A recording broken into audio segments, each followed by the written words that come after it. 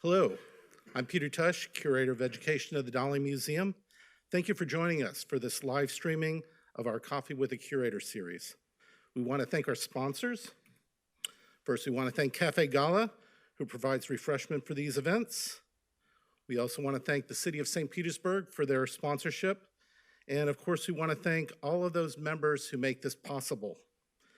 Please visit our website, thedalí.org, for more information about online activities and programming. Plus, follow us on social media for more at-home with the Dalí videos and Dalí-inspired conversations. Today, it's my pleasure to introduce our Executive Director, Hank Hine, as he presents the Dalí, a Non-Mystical Manifesto. Thank you, Peter.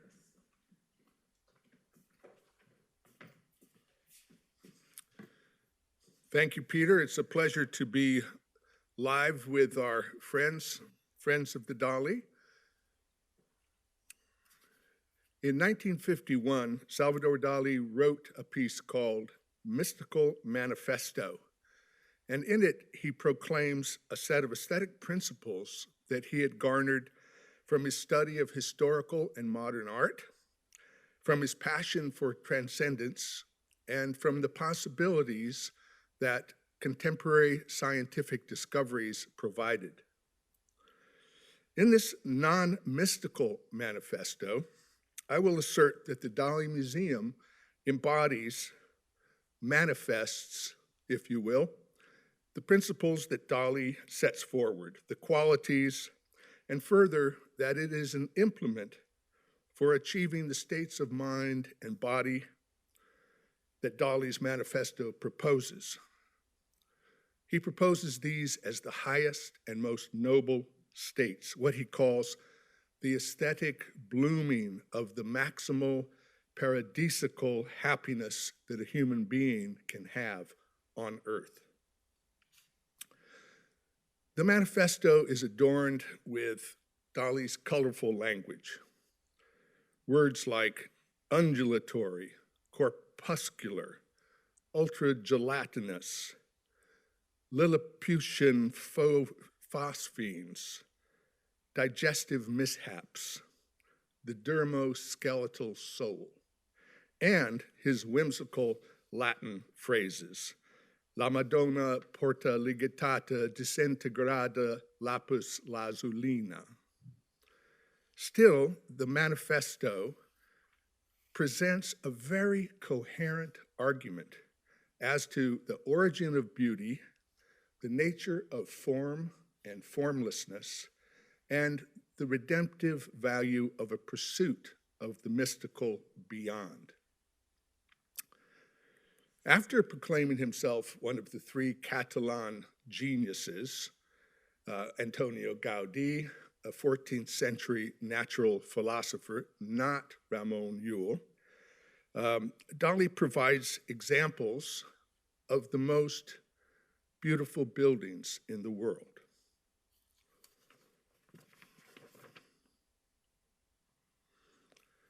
The first is the Tempietto within the cloister of San Pietro in Montessorio and the monastery of the Escorial outside Madrid.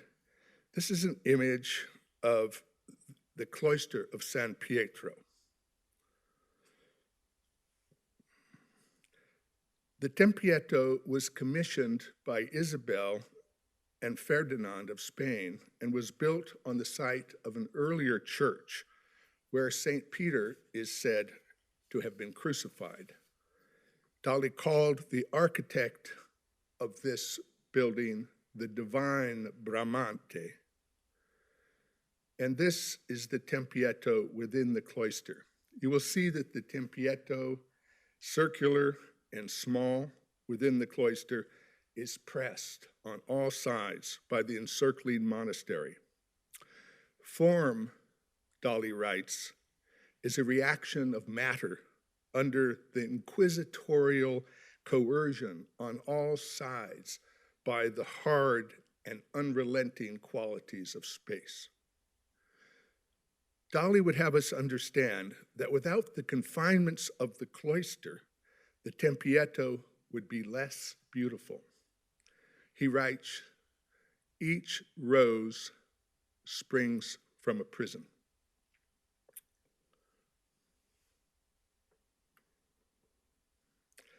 El Escorial was commissioned by Philip II. Philip's instructions to the architect Juan Bautista de Toledo, who had worked on the design of St. Peter's in Rome, were simple, directing the architect to produce simplicity in the construction, severity in the whole, nobility without arrogance, majesty without ostentation. These are classical qualities to which Dalí certainly aspired, even if he fell short on the ostentation side. The floor plan is based on a description of the Temple of Solomon by the Judeo-Roman historian Flavius Josephus.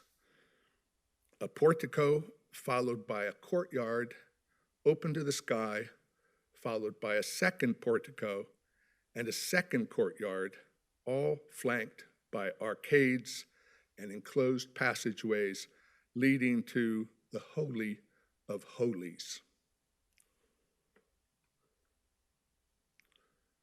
And this is the west facade. Beauty is always the ultimate spasm of a long and rigorous inquisitorial process, Dalí writes.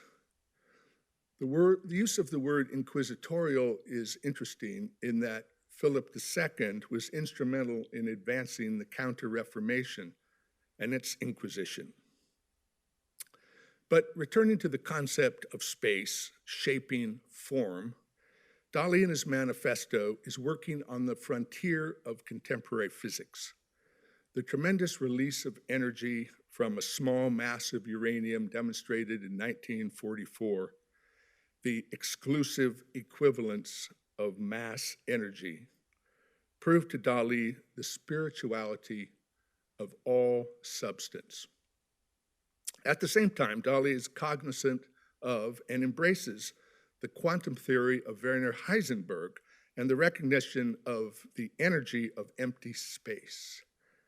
Heisenberg's uncertainty principle allows for the interdependence of time and energy in the vacuum, such that a quantum fluctuation allows the eruption of tremendous energy in a single moment within the void.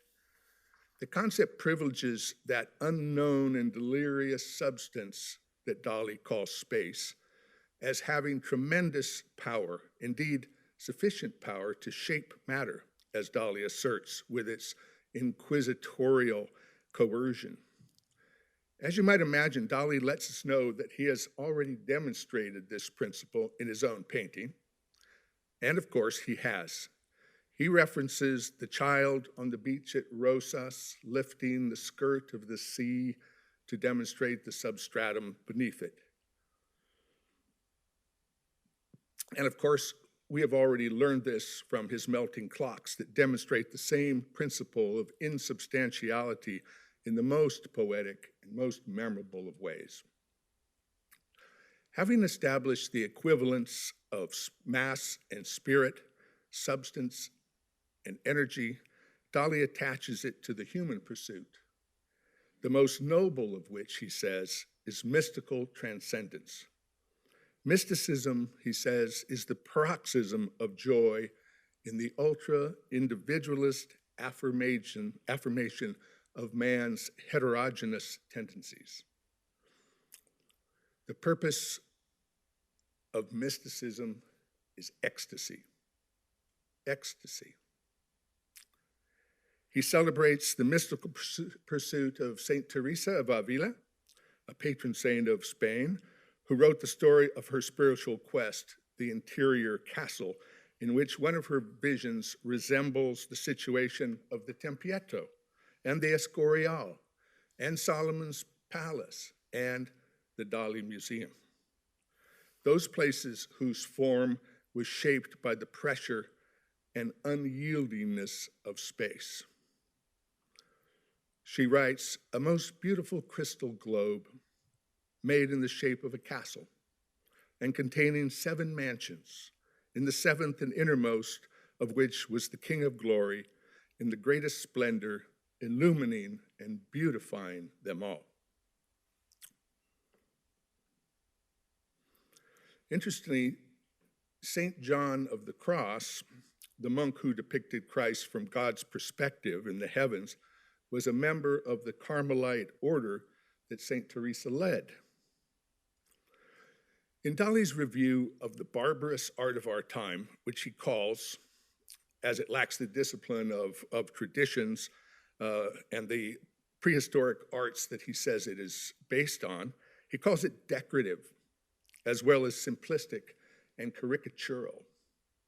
He declares that we are finished with such art, with denials, demotions, malaise, and existential anxiety. Yet 2 modern artists remain celebrated by Dalí in our era.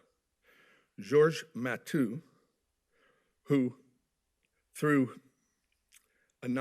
a non-objective painter,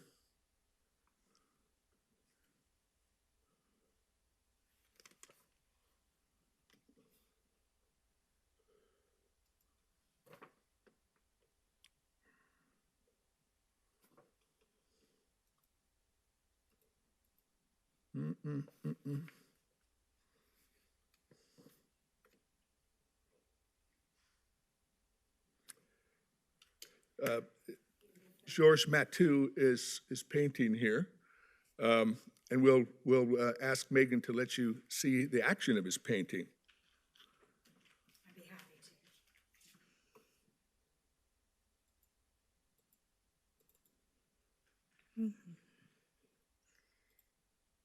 Strange, it won't play.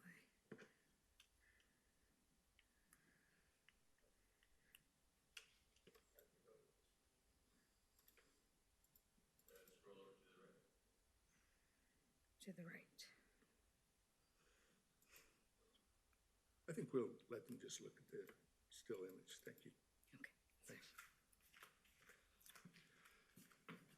Okay. There's a wonderful YouTube video of Georges Matou, M-A-T-T-H-I-E-U, painting in this energetic fashion. Well, he's redeemed in Dalí's mind by his fierce will to ecstasy.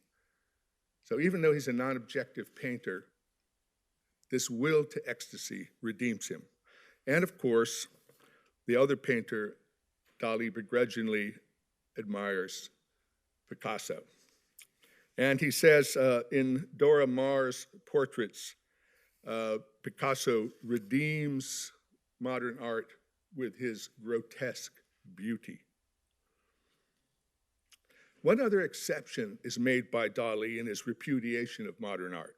Art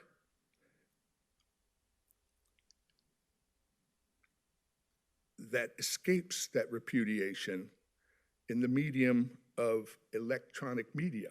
He writes, "Electronic photography is ready to restore to the human eye anew its full and imperialist, realist category."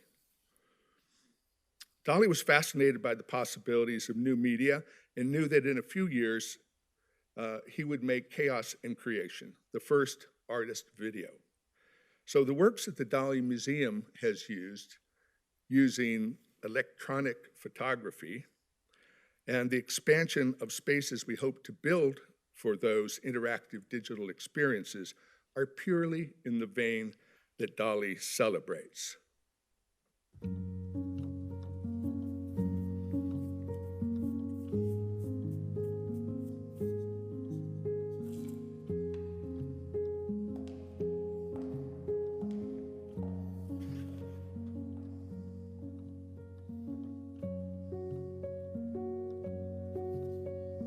I have a long-standing relationship with death. Almost 30 years. I in life always believe the desire to survive and the fear of death were artistic sentiments. I understand that better now. But there is one thing that makes me different. I do not believe in my death. Do you?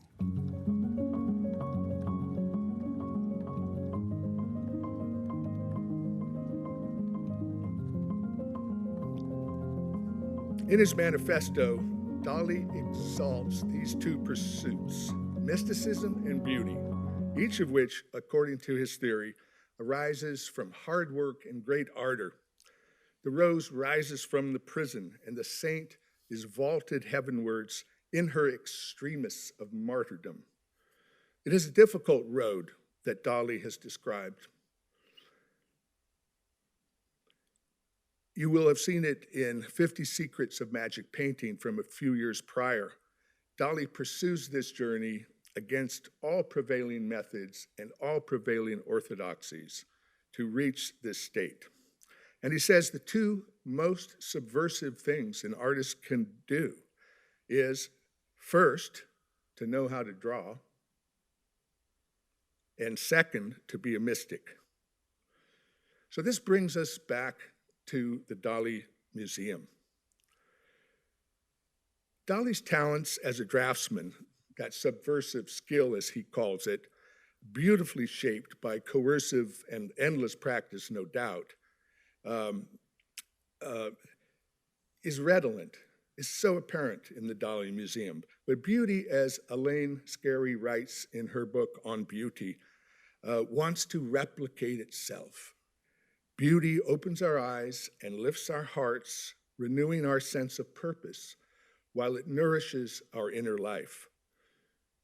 Replication. We see again and again in the halls and galleries of the Dalí Museum this subversive and beautiful art, this beautiful draftsmanship, and this mystical aspiration that is so daring. And we are renewed and we are nourished. Secondly, our building is designed around a vortex that is both physical and conceptual. The great helical sweep of the staircase seems to be the product of a tremendous force, unrelenting, Dalí would call it, that shapes the museum and pays homage to Dalí's beloved DNA, while it embodies Dalí's work and imagination.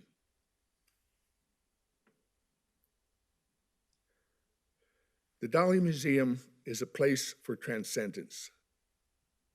Simplicity in the construction, severity in the whole, nobility without arrogance, majesty without ostentation.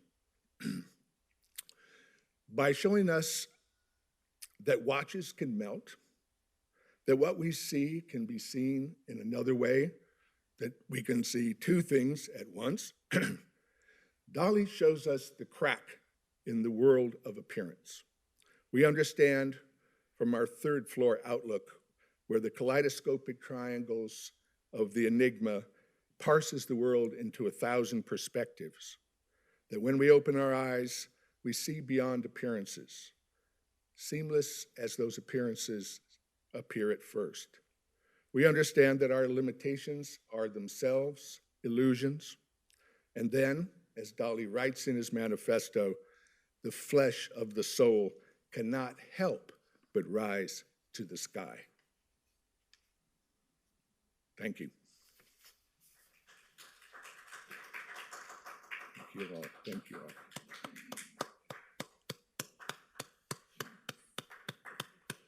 all. All right, cut.